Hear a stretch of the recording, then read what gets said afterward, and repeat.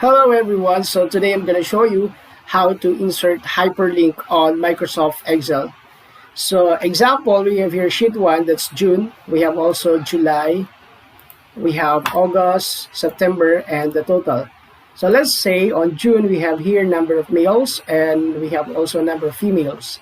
As well as in July we have males and the number of females. In August, September, and of course the total. Now, to insert hyperlink, all you have to do is to click on June. So, click on June and then click on Insert. And then on the upper right, there is a drop-down arrow on Link. So, click that and then Insert Link. And then the dialog box will appear. All you have to do is click on Place in this document. So, we have existing file. We have Place in this document. Create new document, we have email address. So you have to choose on place in this document. And then click on June and then OK. Alright, so there you go. Alright, so that's how to insert hyperlink. Now if you click on June, alright, so it's already linked.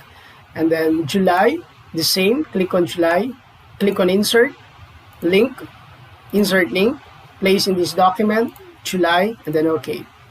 So August, click on August and then Insert. Well, click on the drop-down arrow, Link, Insert Link, and then August, and then OK.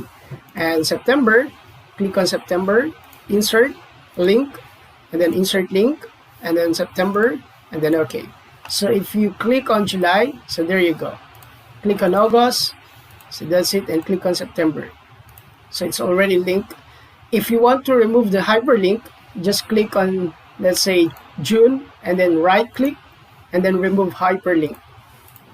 Alright, so that's how to insert hyperlink on Microsoft Excel. Thank you and hope it helps.